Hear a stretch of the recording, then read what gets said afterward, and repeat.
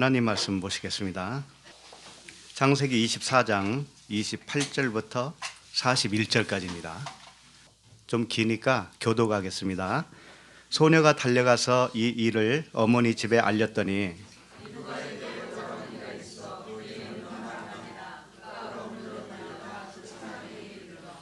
그의 누이의 코걸이와 그 손의 손목걸이를 보고 또 그의 누이 리브가가 그 사람이 자기에게 이같이 말하더라 함을 듣고 그 사람에게로 나아감이라. 그때에 그가 우물가 낙타 곁에 서 있더라.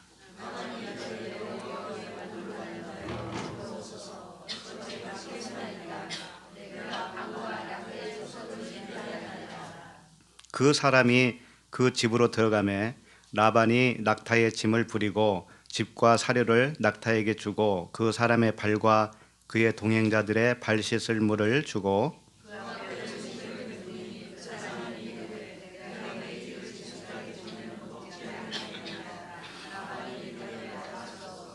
그가 이르되 나는 아브라함의 종이니이다.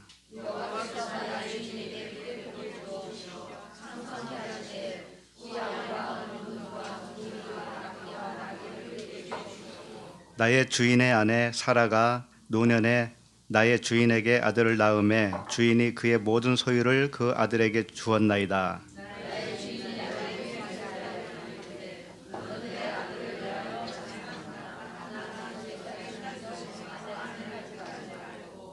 내 아버지의 집, 내 족속에게로 가서 내 아들을 위하여 아내를 택하라 하시기로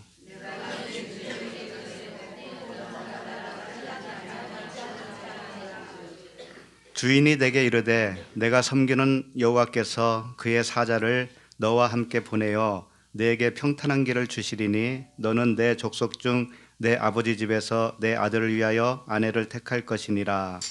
내가 내 족속에게 이를 때에는 내가 내 맹세와 상관이 없으리라. 만일 그들이 내게 주지 아니할지라도 내가 내 맹세와 상관이 없으리라 하시기로. 아멘. 기도하겠습니다. 하나님 아버지, 은혜와 사랑에 감사를 드립니다. 우리 한 사람 한 사람 안에서 쉬지 않으시고 구원을 이루시는 하나님 아버지께 감사와 찬양을 드립니다. 주께서 거하실 처소를 만들어 가시고 실수 없이 완성하실 우리 주님께 찬양을 드립니다. 오늘도 함께 모이게 하셨사오니 하늘의 신령한 떡과 음료를 먹고 마실 수 있게 하여 주시옵소서. 그리스도 안에서 각 지체들이 서로 사랑으로 연결되어 하나님이 기뻐하시는 하나님 나라가 완성되게 하여 주시옵소서. 예수 그리스도 이름으로 기도합니다. 우리 서로 인사할 때 샬롬으로 한번 해보실까요? 샬롬, 샬롬.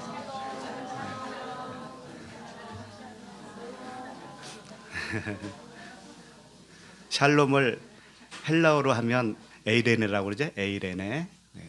샬롬은 평강이라고 그러잖아요. 평강.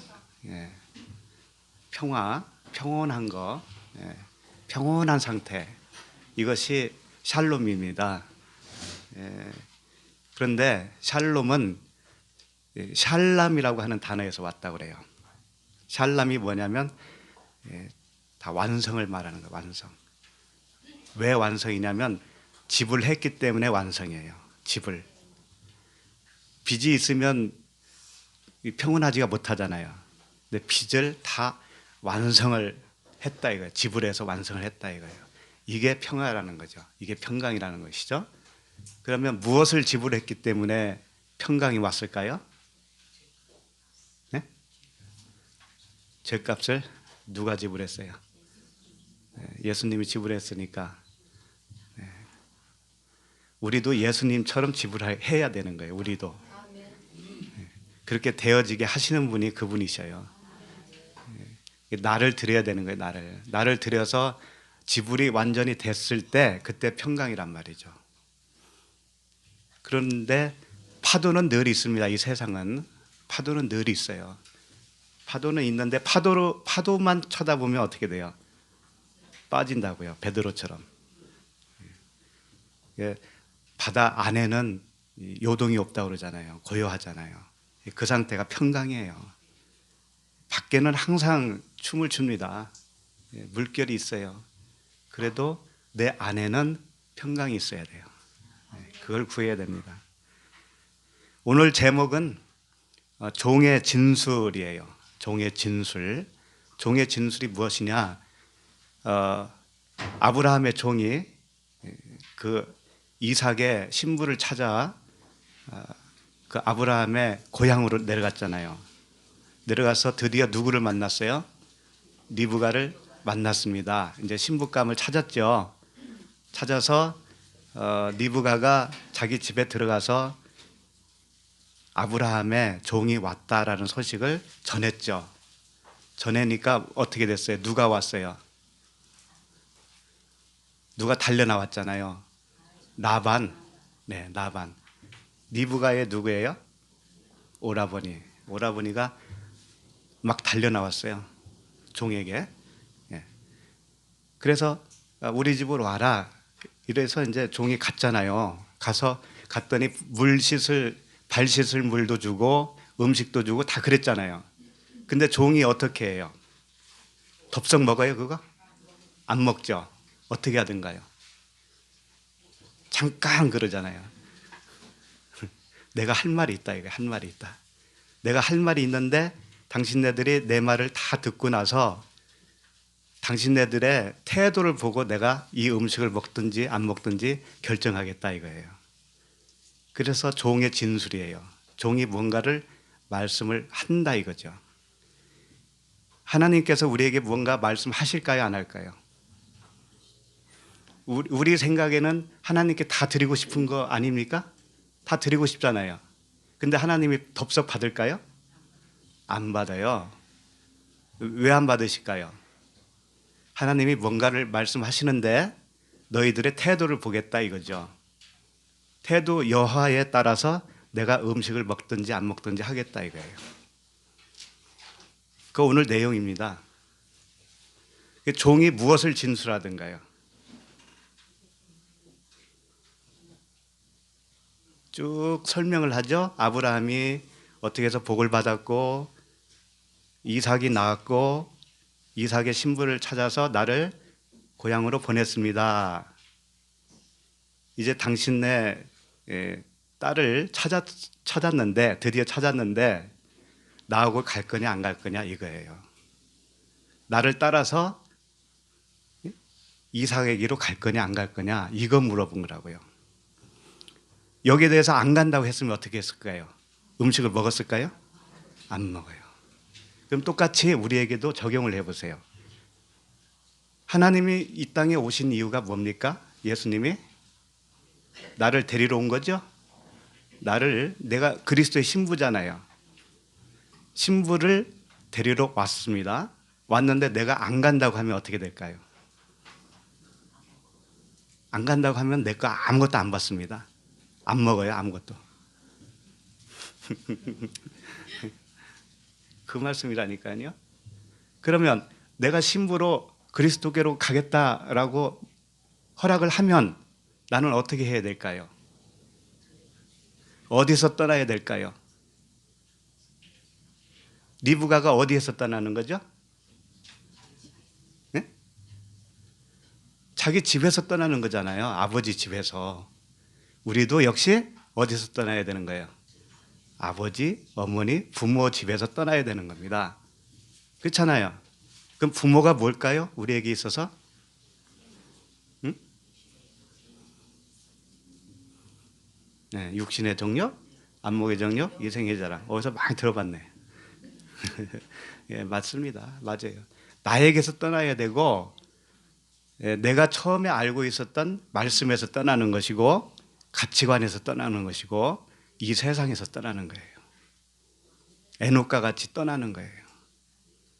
떠나서 거주 이전을 해야 된다니까요. 거주 이전을 하지 않으면 리브가가 이삭에게로 갈 수 없잖아요. 그와 똑같아요. 우리도 그리스도께로 가서 신부로서 그리스도와 연합이 되려면 떠나야 돼요. 떠나야 돼요.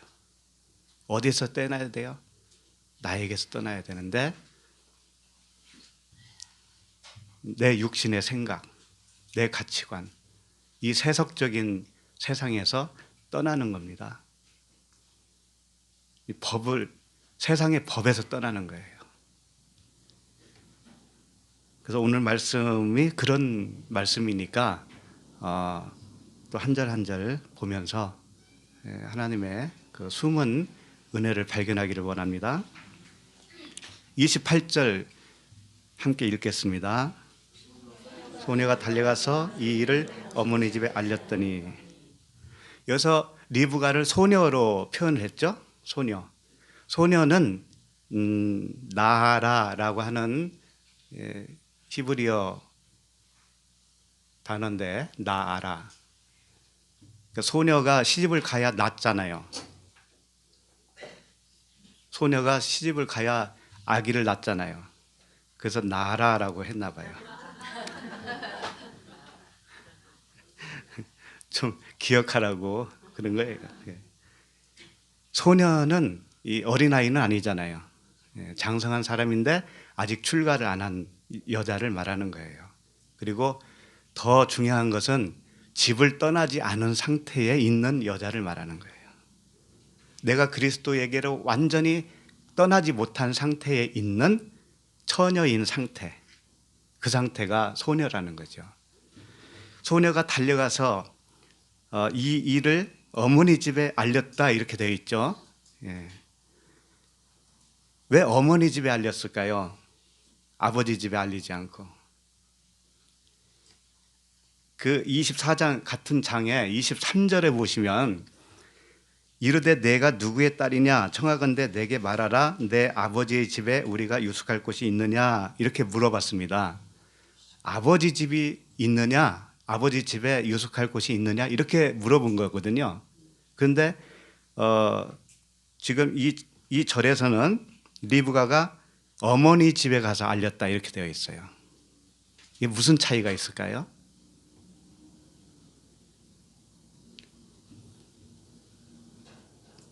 아버지에게 알려야 맞는 거잖아요. 일관성이 있어야 되잖아요. 아버지 집에 유숙할 곳이 있느냐? 예. 근데 가서는 어머니 집에 갔다고 이렇게 되어 있어요. 어머니 집이나 아버지 집이나 같은 집이겠죠? 같은 집인데 표현이 이렇게 다르다 이거죠. 왜 그럴까요? 이런 거 생각해 보셨어요? 안 해보셨죠?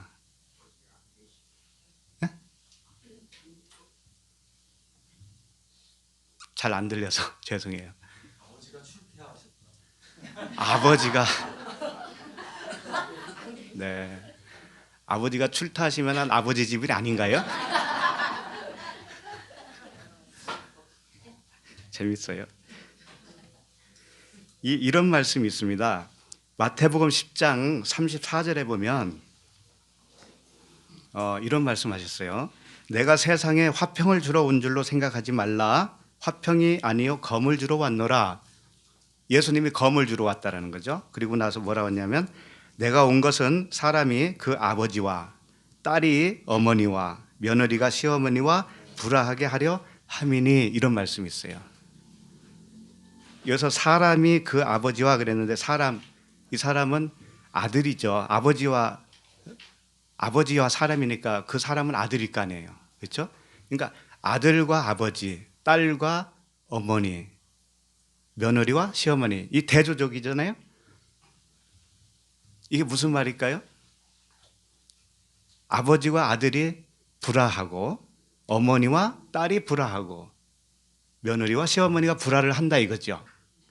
이 불화가 뭐냐면 가르다라는 의미예요. 가르다, 나눈다 이거예요. 나눈다. 그러니까 칼이 뭡니까? 네, 말씀이잖아요. 이 말씀의 칼로 나눈다 이겁니다. 나눠. 그러니까 리브가는 한마디로 말해서 엄마와 하나인데 말씀이 들어가니까 나눠진다 이거예요. 나눠진다. 그러니까 리브가는 딸이니까 딸로서는 아버지와 나누는 게 아니고 뭐와 나눠야 되는 거예요? 엄마와. 그래서 어머니 집이라고 표현한 거예요. 나눈다고 하는 것은 무슨 의미가 있을까요? 그 다음 째 보면 사람의 원수가 자기 집안 식구니라 이렇게 되어 있어요. 사람의 원수가 자기 집안 식구래요. 그러니까 식구들이 아유 이놈의 원수들 남편도 왼수, 아내도 왼수, 자식도 왼수 이런 걸까요? 이런 말씀일까요? 그런 거 아니에요. 집안 식구들 잘 사셔야 돼요. 화목하게. 네, 서로 이해하고 도와주고 그렇게 하셔야 됩니다. 야단치지 말고 좀 눈에 좀 안 차도 이해하고 그냥 넘어가시면 돼요. 사람의 원수가 자기 집안 식구라는 의미는 내 안에 내 마음속에 식구가 다 있어요. 내 마음속에 싸우고 있는 식구들을 말하고 있어요. 그러면 아버지는 항상 무엇을 의미한다고 그랬죠? 성전을 의미한다고 그랬죠. 어머니는 그렇지. 언약 말씀이에요. 그러니까 리브가가 어머니 집에 갔다라는 의미는 그 어머니와 이제는 이별을 해야 되는 거예요. 나눠야 됩니다. 그러면 그 어머니는 자기를 낳은 어머니죠. 그렇잖아요. 리브가는 이제는 출가를 해야 됩니다. 그 어머니에게서 떠나야 돼요. 그러니까 리브가를 낳은 어머니는 어떤 어머니였냐면 율법인 거예요. 리브가는 이제는 떠난다는 의미는 복음으로 떠나야 되는 것이죠. 이렇게 갈라진다 이겁니다. 그럼 아버지와 아들이 갈라진다고 하는 의미는 뭘까요? 아버지는 겉성전을 말하는 거죠. 보이는 성전, 이 보이는 세계가 다 보이는 성전이에요. 이 보이는 세계의 가치관이 다 겉성전이라고요. 내 육신의 생각 자체도 그 아버지예요. 겉성전이에요. 여기서 떠난다는 것은 뭐예요? 이제 아들로 떠난다는 거죠. 이제 복음이 되었다 이겁니다. 씨를 가졌다 이겁니다. 이렇게 갈라진다는 거예요. 그런 말씀이시지 집 식구들과 다투라는 말이 아닙니다. 예. 자, 그 다음에 다시 한번 보십시다. 본문 소녀가 달려가서 이 일을 어머니 집에 알렸더니 이렇게 되어 있죠. 근데 소녀가 왜 달려갔을까요? 달려간다는 말이 참 많이 나와요. 그렇죠? 그 리브가가 그 종이 데리고 온 낙타들에게 물을 줄 때도 어떻게 해요? 달려다니잖아요. 달려다녀요. 그리고 이 다음 절에 보면 그 리브가의 오라버니가 그 아브라함의 종을 맞이하러 오는데 또 달려온다고 달려와. 이 달려다니는 이야기가 참 많아요 성경에. 이게 예사로운 말이 아닙니다. 달려다닌다고. 이 아브라함이 천사를 발견했을 때 어떻게 했어요? 달려갔잖아요. 달려갔잖아요. 기억나시죠? 달려갔어요. 맞이할 때. 그 다음에 음식 준비할 때도 달려다녔어요. 아브라함이. 음식 준비할 때도. 그렇게 이렇게 뛰어다니는 사람들이 참 많았어요. 이 사람들이 점잖지 않게. 네. 달려간다고 하는 뜻이 뭘까 도대체? 달려간다고 하는 그 단어가 이 헬라어로 보면 트레코라고 되어 있어요. 트레코. 트랙터 아시죠? 트랙터. 여기서 나온 말 같아요. 아무래도. 트레코. 트레코가 뭐냐면 바퀴라는 뜻이에요. 바퀴. 그러니까 달려다닌다는 건 뭐냐면 바퀴가 달려서 달려다니는 거예요. 달리기 전에는 바퀴가 없었다라는 거죠. 그럼 이게 바퀴가 뭘까? 바퀴를 갈갈이라고 합니다. 갈갈. 갈갈은 뭐라고 그랬어요? 성령을 의미한다고 그랬잖아요. 갈갈에서 갈릴리가 나왔다고 그랬죠? 갈릴리. 그래서 갈릴리 해변에 주님이 부활하신 주님이 그 갈릴리 해변으로 가시는 거예요. 갈릴리는 성령이 운행하시는 곳.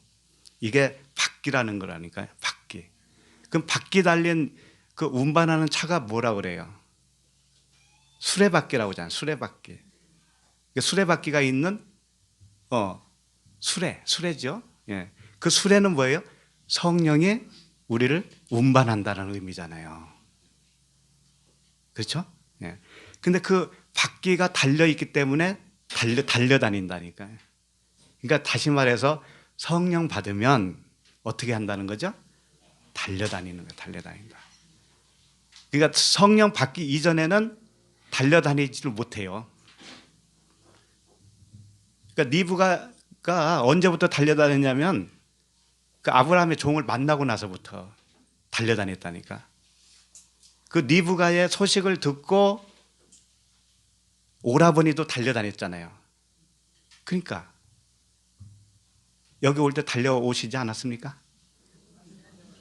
사층까지 한숨에 달려오셨잖아요. 바퀴가 달려서 온 거예요.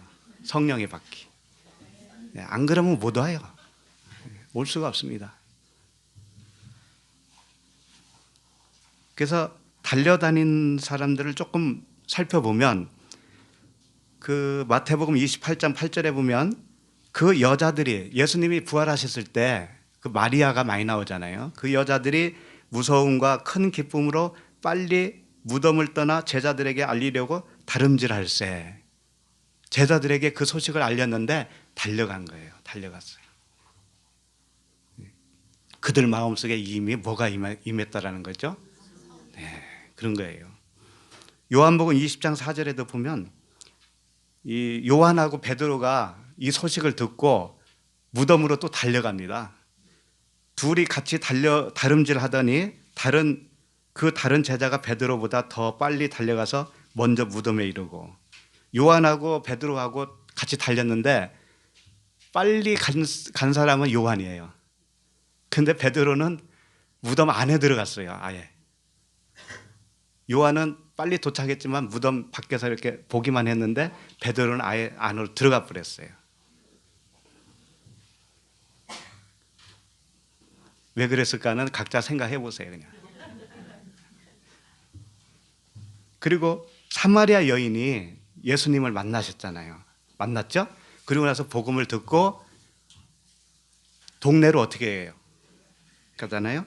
요한복음 4장 28절에 그런 말씀이 있어요. 여자가 물동이를 버려두고 동네로 들어가서 사람들에게 이르되, 들어간다고 하는 단어도 거기에 포함되어 있어요. 달려간 거예요. 그러니까 내가 행한 모든 일을 내게 말한 사람을 와서 보라, 이는 그리스도가 아니냐, 이렇게 전도를 했습니다. 전도할 때 달려가서 하는 거예요. 달려가. 왜? 성령의 바퀴가 달렸으니까. 이렇게 달려다닌다 이거죠. 달려다닌다고 하는 것은 성령이 계신 것인데 그것은 위의 차원으로 달려다니는 거예요. 위의 차원으로. 그러니까 성령으로 달려다닌다고 하는 의미는 하늘적 차원으로 산다라는 의미예요. 하늘적 차원으로. 땅의 차원으로 사는 게 아니에요. 자, 29절 가겠습니다. 본문 다시 한번 보세요. 29절. 읽을까요? 리브가에게 오라버니가 있어 그의 이름은 나반이라. 그가 우물로 달려가 그 사람에게 이르러. 오라버니라고 표현했습니다. 리브가의 오라버니가 맞고 어떨 때는 나반이라고 이름을 여기서 표현하고 그래요. 나반이라고 하기도 하고 어떨 때는 리브가의 오라버니라고도 합니다. 이렇게 표현할 때마다 뭔가 의미가 다른 거예요. 오라버니는 아흐라고 하는 그 형제입니다. 형제를 말하는 거예요. 형제. 아우도 아흐예요. 예를 들면 가인의 아우가 누구예요?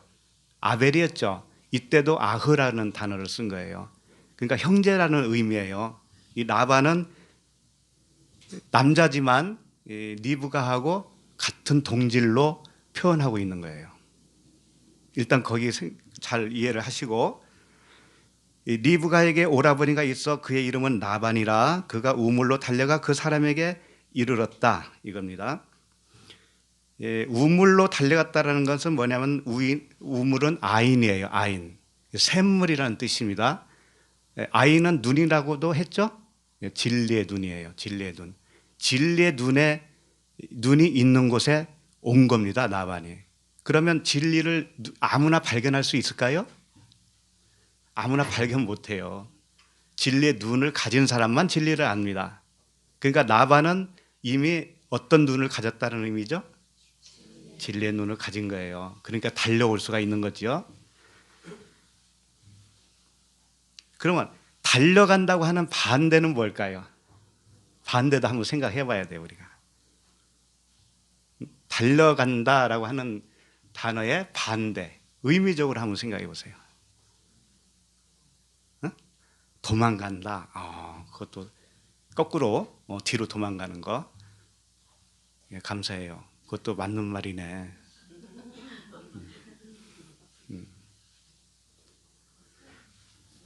그 베드로 후서를 한번 찾아볼까요? 베드로 후서 1장입니다. 베드로 후서 1장 5절을 보세요. 예, 진리의 사람들은 그 덕목이 있습니다. 덕목이 있는데 그것들을 나열해 놓은 그런 말씀이에요. 베드로 후서 1장 5절. 그러므로 너희가 더욱 힘써 너희 믿음의 덕의 지식을, 지식의 절제를, 절제의 인내를, 인내의 경건을, 이렇게 쭉 나오죠. 그러니까 지식의 절제를, 지식도 필요하다는 거죠. 그런데 절제를 하라는 것은 뭘까요? 믿음의 덕을, 그 다음에 덕의 지식을, 지식의 절제를 그랬는데, 지식의 절제를 한다는 의미가 뭘까요? 우리가 성경을 말씀을 배우기도 하고 본인이 직접 연구도 하고 다 하지요. 그런데 그렇게 할수록 뭐가 쌓여요? 지식이 쌓이죠. 근데 지식이 쌓이는데 절제를 하라는 의미는 뭘까요? 지식을 많이 알지만 겸손하게 있으라, 그런 뜻일까요? 아니면 지식이 많이 쌓였지만 아는 체 하지 말라, 그런 뜻일까요?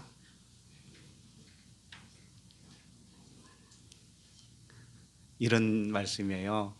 그 지식은 무엇을 위한 지식이냐면 나를 죽이는 지식이어야만 돼요. 나를 죽이는 지식이 아니면 그것은 지식도 아니에요. 무슨 말씀인지 알겠죠? 그럼 나를 죽이는 지식이었기 때문에 내가 자랑할 게 있어요, 없어요? 없습니다. 그렇게 되라는 거예요. 그렇게. 절제의 인내를, 인내의 경건을, 경건의 형제 우애를, 형제 우애가 필레오 사랑이에요. 그리고 그 형제 우애에 사랑을 더하라. 그때 이 사랑은 아가페예요. 형제 우애가 필요해요, 안 해요? 필레오가 필요해요, 안 해요? 해요. 서로 사랑하라는 것도 아가페 사랑은 못할 수도 있어요. 그러나 형제 사랑도 해야 되는 거예요. 그래야 아가페 사랑을 알 수 있습니다. 보이는 형제를 사랑하지 못하고 어찌 보이지 않는 하나님을 사랑할 수 있느냐, 그랬잖아요. 그런데 냉랭한 건 뭡니까 도대체? 사람 보고도 냉랭하고, 이건 뭐예요? 이것은 지식만 쌓인 거예요.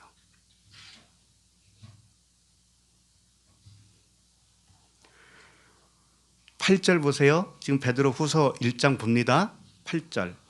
이런 것이 너희에게 있어 흡족한즉 너희로 우리 주 예수 그리스도를 알기에 게으르지 않고 열매 없는 자가 되지 않게 하려니와, 이렇게 되어 있죠.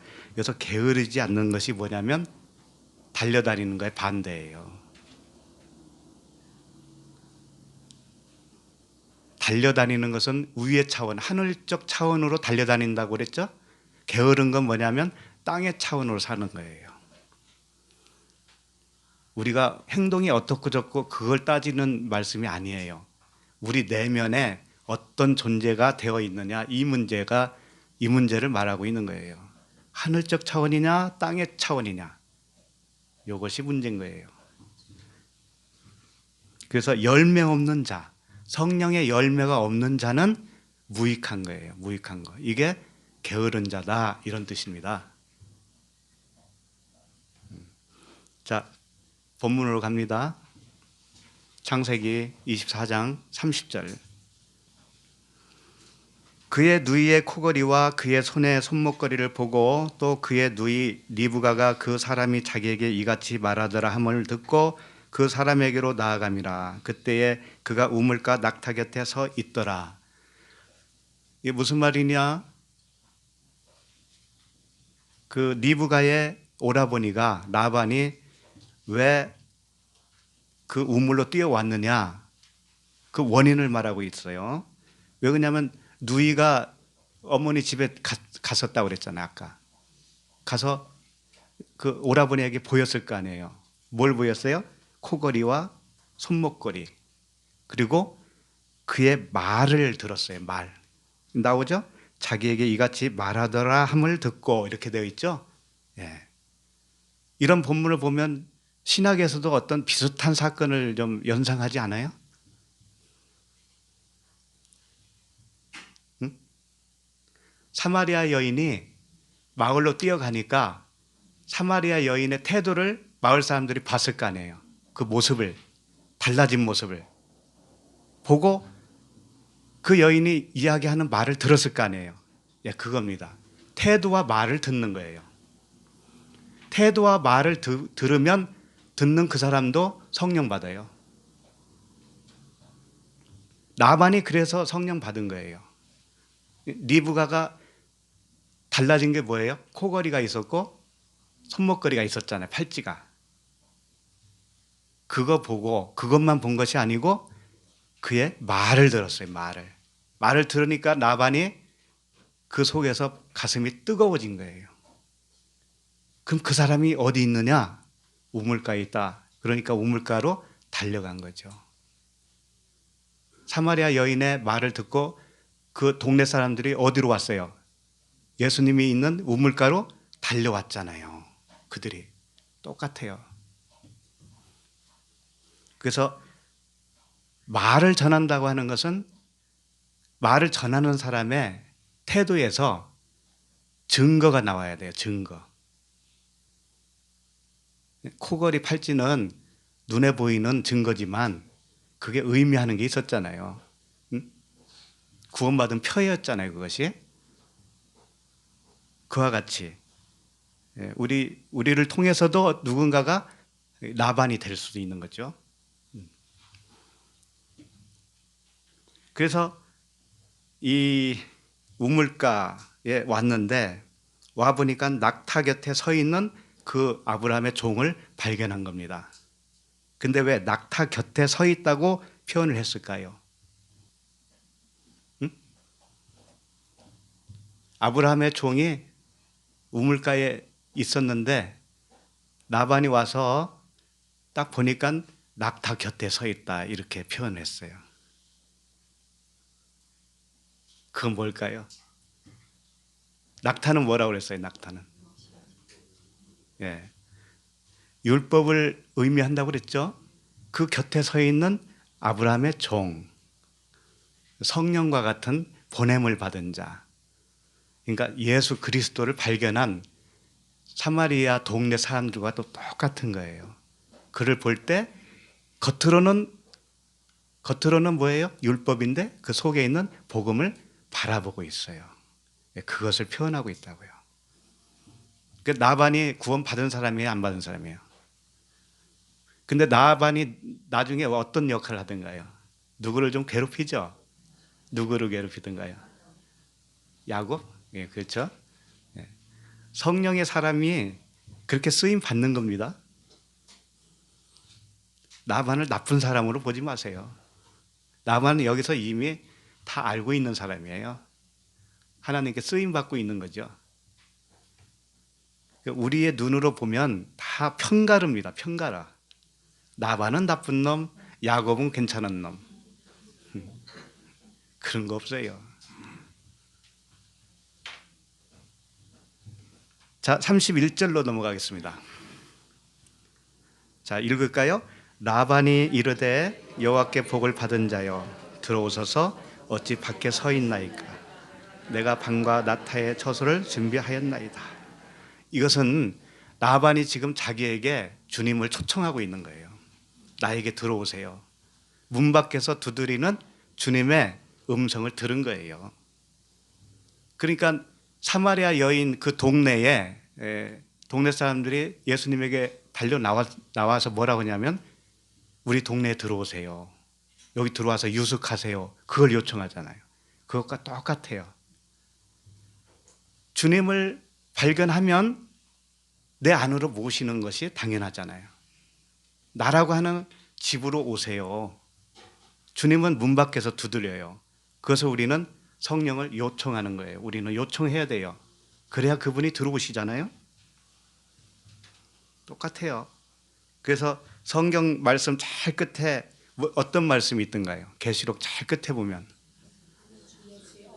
그렇죠. 아멘 주 예수여 오시옵소서.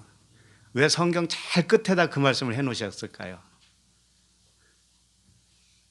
성경 말씀을 모르고 있는 한 들어갈 수 없다 이거예요. 주님이. 내 거 받으세요. 나 지금 진리의 말씀 나옵니다. 하나님 맞죠? 이렇게 해봐야 리브가의 종이 그 아브라함의 종이 뭐라고 하는지 알아요? 잠깐 그런다고. 내가 하는 말 더 들어봐. 그러는 거예요. 듣고 너 이 세상에서 떠날 수 있는가 한번 너 한번 봐봐. 그런 거예요. 이 세상에서 떠날 수 있는 정도 되어야 그게 뭐예요? 주 예수가 오시는 거예요. 그때. 그래서 성경 잘 끝에 그걸 기록해 놓은 거죠. 그 알았다고 금방 될 것 같아요? 안 돼요. 주님이 그렇게 쉽게 오시는 분이 아닙니다. 32절 갑니다. 32절. 그 사람이 그 집으로 들어가매 라반이 낙타의 짐을 부리고 집과 사료를 낙타에게 주고 그 사람의 발과 그의 동행자들의 발 씻을 물을 주고. 여기 보면 라반이 그 아브라함의 종을 집으로 들였습니다. 그리고 나서 낙타의 짐을 부려요. 자기가 짐을 부려주는 거예요. 이게 무슨 말씀이냐면 짐을 부린다라고 하는 그 의미는 뭐냐? 해방시키는 거예요. 짐을 해방시키는 거예요. 풀어주는 거고, 이게 이제 파타흐라고 하는 단어로 되어 있는데 이 미완료 시제로 되어 있어요. 미완료 동사예요. 그 의미가 뭐냐면 계속 해방시킨다 이런 뜻이에요. 한 번만 딱 해방시키는 거 아니에요. 우리가 말씀을 들을 때마다 해방이 되죠. 짐이 내려지잖아요. 근데 이때 한 번으로 끝나는 게 아니라는 거죠. 계속적으로 짐이 내려져야 돼요. 그래서 미완료 시제예요. 그걸 좀 이해를 하셔야 돼요. 그 낙타의 짐을 부리고 집과 사료를 낙타에게 주고 라고 하는 것은 뭐예요? 집은 세운다라고 하는 의미의 건축의 재료잖아요. 예. 그 다음에 사료는 모으기 위한 재료예요. 모으기 위한, 닭을 모을 때 모이를 주듯이. 예, 그런 것이 우리에게 있다 이겁니다. 나반에게 그 있다 이거예요. 그러니까 복음이 있다 이거예요. 한마디로 말해서. 그 사람의 발과 그의 동행자들의 발 씻을 물을 주고, 예, 발 씻을 물을 줬다라는 건 뭐냐면 마치 아브라함이 천사들에게 물을 떠다 줬잖아요. 발 씻을 물을. 그와 똑같아요. 그러니까 발이라고 하는 것은 이 복음을 전하는 발이에요. 근데 율법을 전하는 말이냐, 복음을 전하는 말이냐, 이 둘 중에 하나겠죠.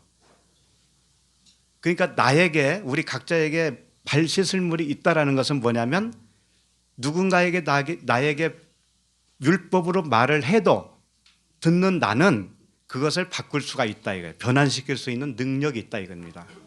네. 아무리 율법으로 나를 정죄를 해도 나는 그것을 바꿀 수 있다. 씻어버릴 수 있다. 웃어버리는 거죠.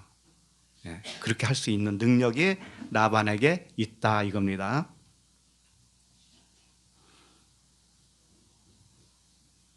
자, 그 다음에 33절로 갑니다. 시작. 그 앞에 음식을 베푸니 그 사람이 이르되 내가 내 일을 진술하기 전에는 먹지 아니하겠나이다. 라반이 이르되 말하소서. 예. 그 앞에 음식을 베풀었습니다. 음식은 뭐겠어요? 그러니까 라반이 쉽게 말해서 진리의 말을 내놓는 거예요. 진리의 말이 음식이잖아요. 생명의 말씀. 예, 내놓는 거예요. 내놓는데 그걸 인정하는 것이 먹는 거예요. 아브라함의 종이 인정하면 그걸 먹는 것이 그 말을 인정하는 것인데 아직 아니하겠다 이거예요. 안 먹겠다 이겁니다. 안 먹고 이 일을 진술하기 전에는 내가 먹지 않겠다 이겁니다. 그러니까 너를 시험하겠다 이거예요. 시험해서 네가 시험에 통과하면 그때는 내가 인정하겠다. 그때는 먹겠다 이겁니다.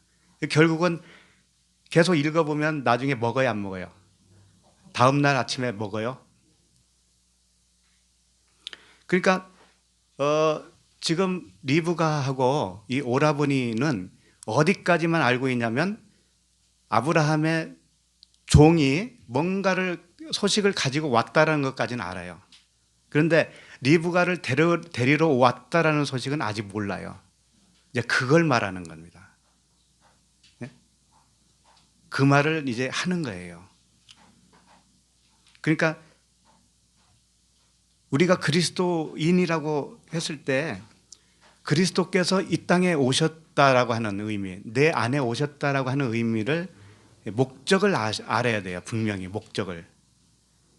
보통 우리는 어떤 목적으로 생각하냐면 내가 이 땅에서 잘 먹고 잘 살고 성공하고 주님의 도우심으로 잘 살고 병 안 들고 그러다가 천국 가고 그렇게 아는 거 아닙니까?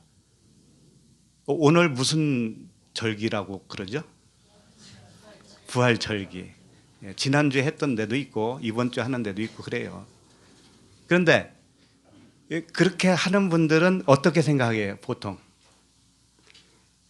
예수님이 부활하신 거 사실이잖아요. 부활하셨어요. 역사적인 사건이에요. 그리고 자기도 언젠가는 이 땅에서 죽고 언젠가는 부활한다고 생각하잖아요. 안 그래요? 맞죠? 우리도 다 그렇게 생각했었습니다. 이거 뭐 나무랄 일도 없어요, 사실은.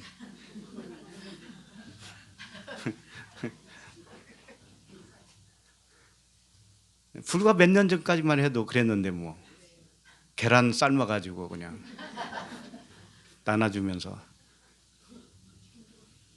그래서 오늘 계란 가져올까 하다가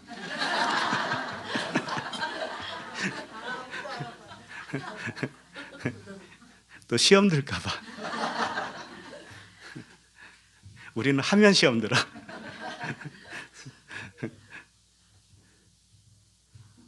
그러니까 다 밖의 것으로 하잖아요. 밖의 거. 예수님의 부활도 그 역사적인 사건, 우리의 부활도 나중에 죽어서 죽고 나서 이렇게 생각을 하고 있는 것이 뭐예요? 그리스도가 오신 이유를 목적을 모르는 거예요. 아직 모르는 거예요. 그래서 그분들은 진짜 부활이 안 된 사람이에요. 그렇게 행사를 하는 걸 통해서 자신이 아직 부활이 안 됐다라는 것을 증명하고 있는 거예요. 저도 그렇게 증명했었습니다. 그 마태복음 24장 40절을 한번 찾아보시겠어요? 마태복음 24장 40절. 그때에 두 사람이 밭에 있음에 한 사람은 데려가고 한 사람은 버려둠을 당할 것이요. 이 말씀 모르는 사람이 없죠? 그때 두 사람이 밭에 있었다라는 거예요. 밭은 뭘까요? 우리 마음이니까 우리 안에 뭐가 있다라는 거예요? 여기서 두 사람이라고 돼 있는데 사실은 디오라고 해서 둘이에요. 둘. 내 안에 둘이 있다 이겁니다. 근데 이게 남성형으로 쓰였기 때문에 그냥 사람으로 번역을 해놓은 거예요. 그렇게 해도 뭐 틀린 건 아니니까. 어쨌든 내 안에 두 존재가 있다 이겁니다. 한 사람도 사람이 아니라 그냥 하나는 이렇게 돼 있어요. 헤이스. 하나는 데려가고 하나는 버려둠을 당할 것이다. 이렇게 되어 있다고요. 그럼 데려간다라는 의미가 뭐고 버려둠을 당한다는 것이 뭘까? 이게 문제죠. 데려간다라고 하는 단어는 파랄람바노라고 되어 있는데 이건 뭐냐? 받아들인다라는 의미예요. 받아들인다. 내 안에 두 존재가 있는데 한 존재는 받아들이고 한 존재는 버려두고 이런 뜻이에요. 받아들인다고 하는 의미, 파랄람마노는 배운다라는 의미가 있어요. 배워. 그러니까 배워서 받아들이는 거예요. 무엇을 받아들일까요? 복음을 받아들이는 존재.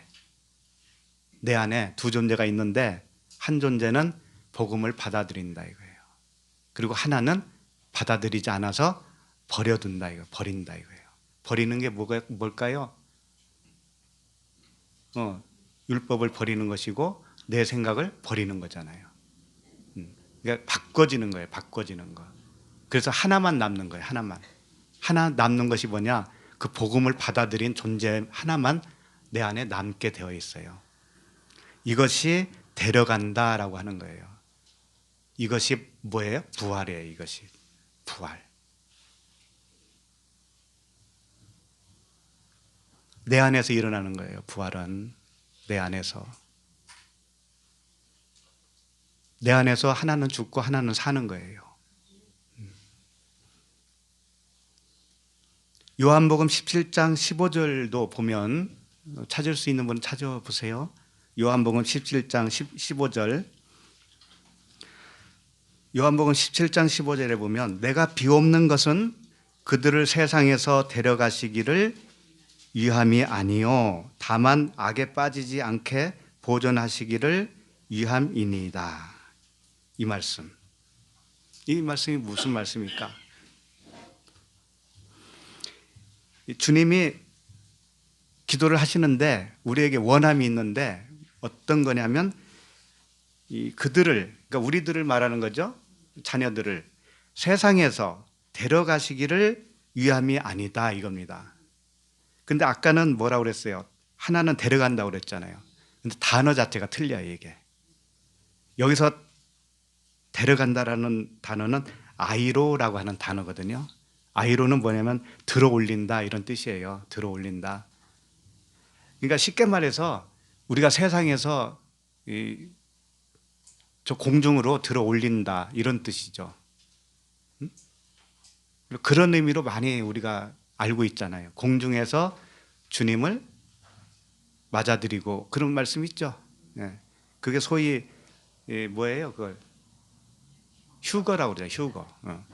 그런 게 아니라는 거예요. 그런 게 아니에요. 그런 게 아니고 진짜 데려간다라고 하는 의미는 뭐냐면 악에 빠지지 않게 보존되어지는 거예요. 악에 빠지지 않게 보존되는 것이 진짜 데려가는 거라 이거예요. 이 문맥으로 보면 데려가시기를 위함이 아니라고 되어 있지만 사실은 이런 거예요. 데려간다고 하는 의미는 뭔지 아냐 이런 뜻이에요. 데려간다고 하는 것은 맞아 이거라고요. 데려가기는 하는데 어떻게 데려가느냐? 악에 빠지지 않게 보존하시겠다. 이 세상에서 보존하시겠다 이거예요. 그러니까 결국은 뭐냐면 내가 어디로 가고 안 가고 문제가 아니고 내 안에서 보존되는 거예요. 보존되는 거. 이 보존된다고 하는 단어가 테레오예요. 테레오. 테레오는 지켜진다 이거예요. 지켜진다. 어디 도망가지 않게 딱 지켜지는 거예요. 악에 빠진다고 하는 의미는 뭐겠어요? 악에 빠진다. 내 생각에 빠지는 거죠. 하나님 말씀 이해에 다른 것으로 빠지는 거죠. 하나님의 레마의 말씀에 빠져야 되는데 겉의 말씀에 빠져 있는 상태. 처음에 우리가 다 그랬으니까 그게 악이란 말이에요. 그게 악에 빠지는 거예요. 그것이. 그 악에 다시 돌아가지 않도록 복음으로 이렇게 지켜지는 거, 보존되어지는 거. 이게 뭐냐면 데려간 거예요. 이게 데려간 상태라고요. 그걸 아셔야 돼.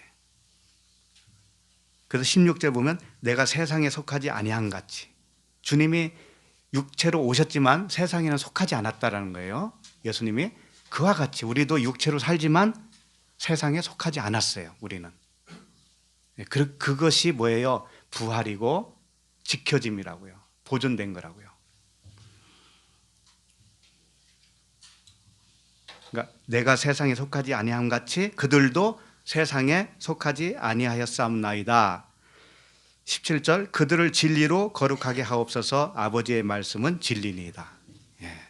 진리로 거룩하게 되어지는 것이고 그 아버지의 말씀으로 우리가 지음받은 것, 성전, 성령이 전으로 거룩하게 되어진 것, 이 상태가 부활이며 휴거며 하늘나라에서 사는 모습이에요.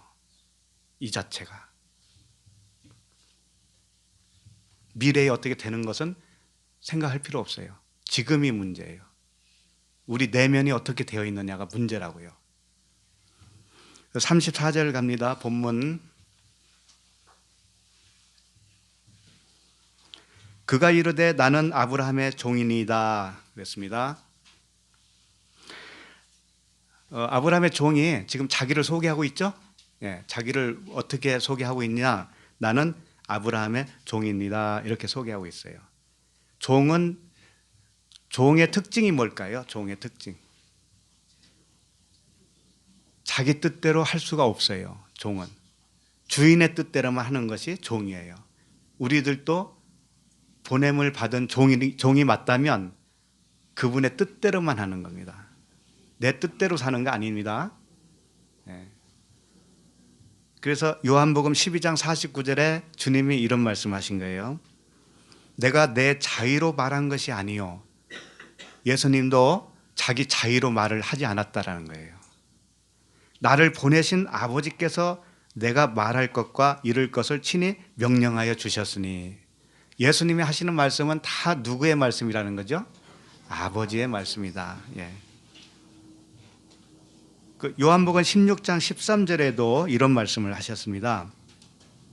요한복음 16장 13절에 그러나 진리의 성령이 오시면 그가 너희를 모든 진리 가운데로 인도하시리니 그가 스스로 말하지 않고, 성령님도 우리에게 오시는데 그분조차도 자기 뜻대로 안 한다는 거죠. 그러니까 아브라함의 종은 사실상 아버지께서 보낸 성령과도 같은 거예요. 그와 같이 성령도 자의로 하지 않는다는 거죠. 모든 진리 가운데로 인도하시리니 그가 스스로 말하지 않고 오직 들은 것을 말하며 장래일을 너희에게 알리시리라. 그가 내 영광을 나타내리니 내 것을 가지고 너희에게 알리겠습니다. 성령님도 예수 그리스도의 것을 가지고 알려주시는 거죠. 그런데 아버지 따로 그리스도 따로 성령 따로 있는 게 아닙니다. 하나예요, 하나. 그럼 우리도 하나여야 하잖아요. 그러면 그분의 말씀만 우리에게서도, 우리를 입을 통해서도 그분의 말씀만 나와야 돼요. 이게 진리의 사람이냐 아니냐가 결정되어져요. 그것이 심판의 기준이 됩니다. 35절로 갑니다. 여호와께서 나의 주인에게 크게 복을 주시어 창성하게 하시되 소와 양과 은금과 종들과 낙타와 나귀를 그에게 주셨고, 이제 그 아브라함의 종이 지금 무슨 얘기를 하냐면, 아브라함 자기 주인이 어떻게 복을 받았는데 그 복 받은 내용을 말하고 있어요. 복을 받았는데 무엇가 있다라는 거죠? 소, 양, 은금, 종들과 낙타와 나귀, 이게 복의 내용이라는 거죠. 이거는 다 상징입니다. 예수 그리스도에 대한 상징이에요. 쉽게 말하면. 그러니까 복이라고 하는 것은 무릎을 꿇다라는 의미인데, 무릎을 꿇는 거예요, 복은. 내가 무릎을 꿇는 것이 복이에요. 무릎을 안 꿇으면 아직 복을 못 받은 거예요. 예. 내가 무릎이 꿇혔습니까? 그 주님 진리의 말씀에, 그러면 복 받은 거예요. 그러면 복은 뭐예요? 그 진리의 성령이 내 안에 오신 거잖아요. 그것이 복이에요. 그것밖에 없어요. 근데 그게 전부거든요. 뭐 하나하나 할 필요 없습니다. 소, 양, 은금. 소양은 번제물이고, 은금은 뭐예요? 성전을 의미하는 거예요. 은은 성소를 의미한다면 금은 지성소를 의미해요. 동은 뭘까요, 그러면? 뜰이죠, 뜰. 예. 그래서 여기서 동은 안 받은 거예요. 그래서 여기 종들이라고 되어 있는데 남종, 여종 이렇게 되어 있어요. 남종, 여종도 사실은 아브라함 자신을 말하고 있는 거예요. 우리도 다 남종 여종이었잖아요. 이게 바뀌는 겁니다. 낙타 낙이 이것도 율법 육신의 생각이었는데 다 바뀌는 거예요. 은금 그 성전으로 바뀌는 겁니다. 자, 36절로 갑니다.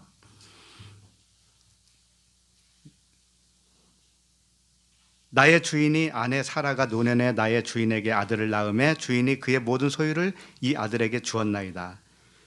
노년에 아들을 낳았잖아요. 이삭을 낳았죠. 그리고 그 소유를 다 줬다라는 겁니다. 아들에게 다 물려줬다라는 거예요. 그러면 이삭은 부자 됐잖아요. 소유를 다 받았으니까. 근데 이삭에게 딱 하나 부족한 게 뭘까요? 신부가 없잖아요. 신부가 없잖아요. 소유를 다 받았는데 딱 부족한 거 하나 있어요. 신부. 그러니까 우리로 말하면 뭘까요? 그리스도가 없으면 다른 거 다 있어도 그리스도가 없으면 어떻게 되는 거예요? 꽝이지, 꽝. 네. 그러니까 이삭은 소유를 다 받았는데 아직 꽝이라는 거죠. 그래서 그에게 마지막 채워줄 거 하나, 신부를 데려가기 위해서 내가 왔습니다. 이제 이 말을 하고 있는 거예요. 그렇죠? 그래서 신랑 신부는 반쪽씩인 거예요, 항상. 그러니까 그리스도께서도 우리 각자에게 있어서 그리스도께서도 각자에게는 반쪽이에요. 또 우리 개인이 반쪽입니다. 이게 하나가 되어져야 온전한 하나가 되지요. 네, 그러니까 그리스도께서 더 애탑니다, 우리보다. 신부를 얻으려고 더 애타는 거예요. 그거 하셔요. 그 심정을 좀 알아주라고. 그래서 문 밖에서 두들겨 항상. 37절 나의 주인이 나에게 맹세하게 하여 이르되 너는 내 아들을 위하여 내가 사는 땅 가나안 족속의 딸들 중에서 아내를 택하지 말고 38절 내 아버지의 집 내 족속에게로 가서 내 아들을 위하여 아내를 택하라 하시기로. 한마디로 말하면 그리스도의 계보에서 신부를 찾아라 이런 뜻이죠. 네.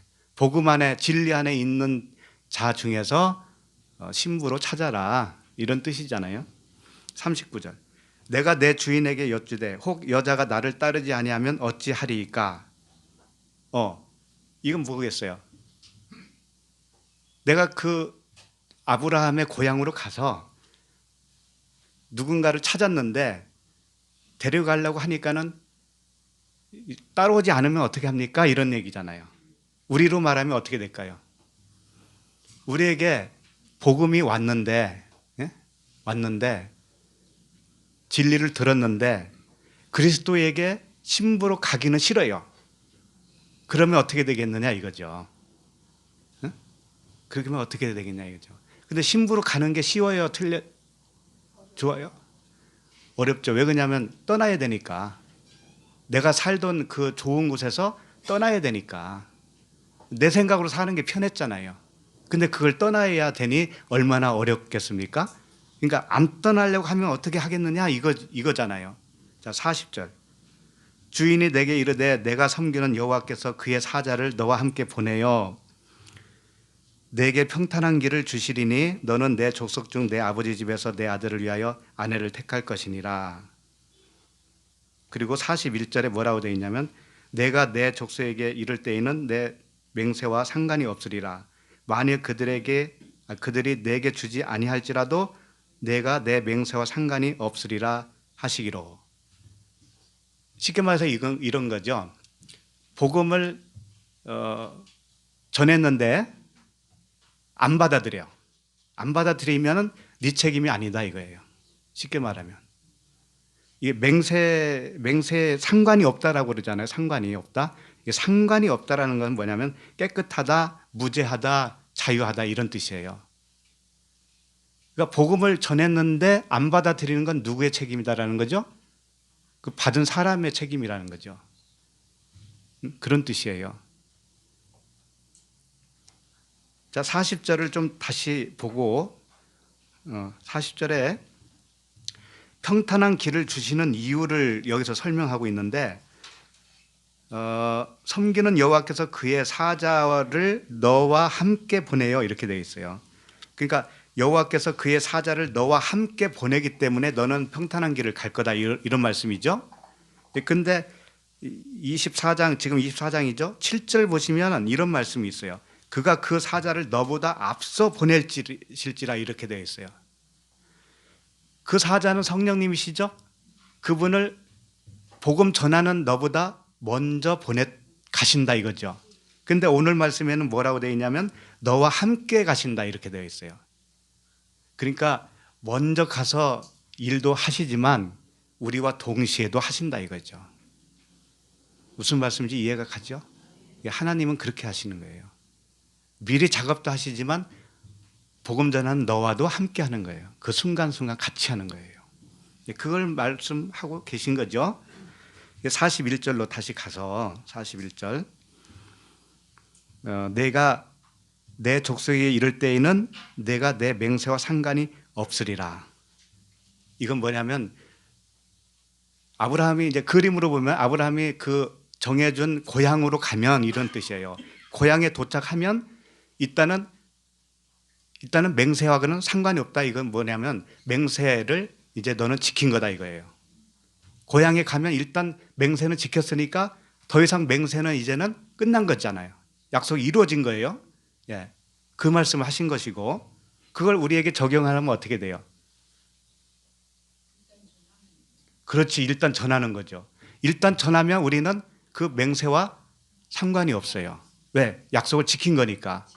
자, 그리고 나서 상관이 없으리라. 만일 그들이 내게 주지 아니할지라도 리브가를 신부로 보내주지 아니할지라도 이건 뭐예요? 그 사람이 복음을 받아들이지 아니할지라도 네 맹세와 상관이 없으리라. 네? 너는 전했으니까 네가 할 일은 다 했으니까 이제 언약을 너는 지킨 거야. 이렇게 본다는 거죠. 하나님은.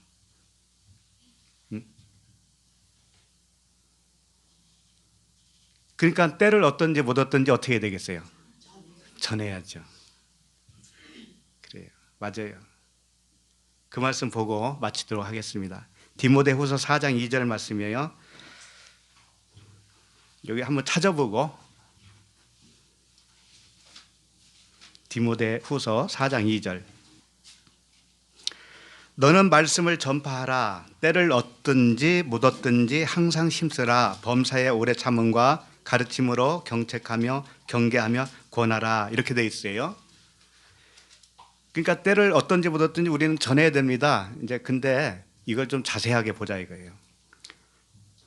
너는 말씀을 전파하라라고 하는 것은 뭐냐면 전파는 복음으로 말씀을 드릴 때 그게 전파예요.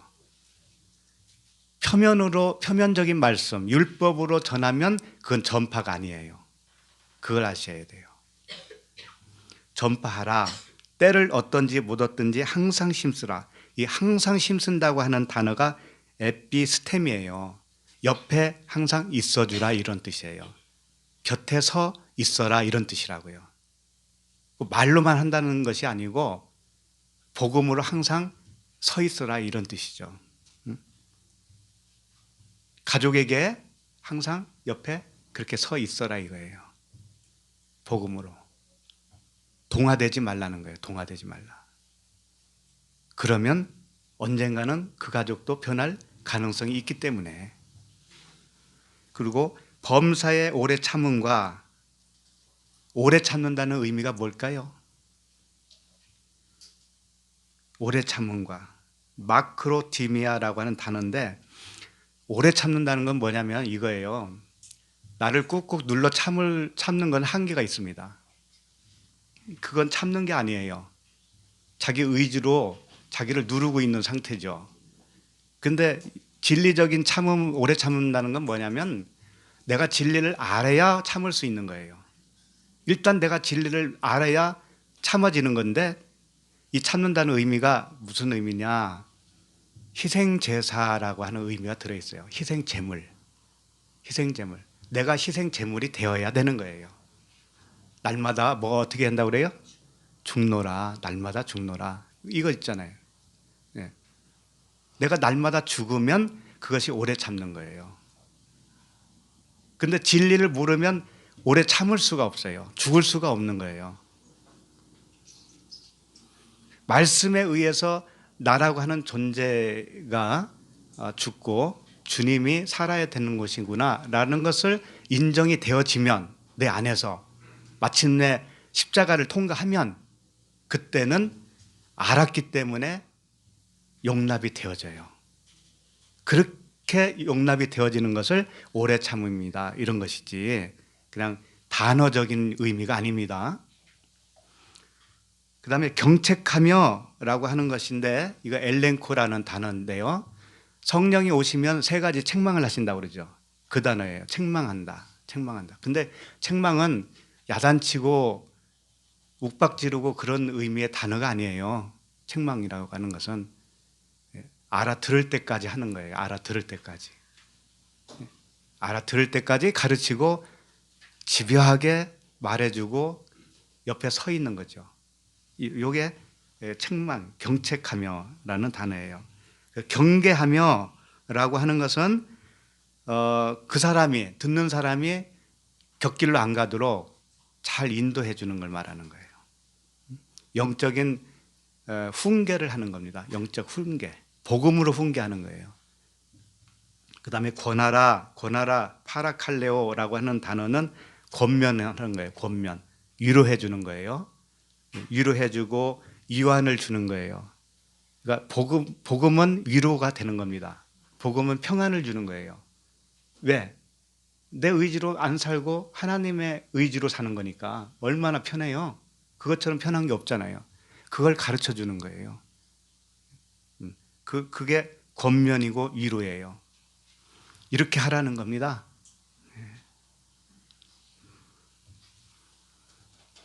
우리 모두 그렇게 되기를 바랍니다. 네, 기도하겠습니다. 하나님 아버지, 자신에 대하여는 늙은 종이고 아브라함에 대하여는 신실한 종이었던 그 아브라함의 종처럼 아들의 신부를 찾는 행적을 통하여서 은혜를 주시니 감사합니다. 자신의 육체로 율법을 완성하시고 우리를 그리스도의 신부로 삼아주신 그 아버지의 은혜와 우리를 정결한 처녀로 그리스도께 중매하신 성령의 은혜에 감사와 찬양을 드립니다. 저희들도 그 오래 참음으로 인하여 복음을 전파하는 모두가 될 수 있도록 인도하여 주시옵소서. 예수 그리스도의 이름으로 기도합니다. 우리 찬양을 하나 하기를 원합니다. 형제의 모습 속에 보이는 하나님 형상 아름다워라. 혹시 아세요? 자매의 모습 속에 보이는 하나님 형상 아름다워라. 아실 거예요. 이건 쉬운 찬양이기 때문에 반주 없이 하도록 하겠습니다. 형제의 모습 속에 보이는 하나님 형상 아름다워라. 형제의 모습 속에 보이는 하나님 형상 아름다워라. 존귀한 주의 자녀 됐으니 사랑하며 섬기. 자매의 모습 속에 보이는 자매의 모습 속에 보이는 하나님 형상 아름다워라. 존귀한 자녀 됐으니 사랑하며 섬기. 우리의 모임 중에 임하신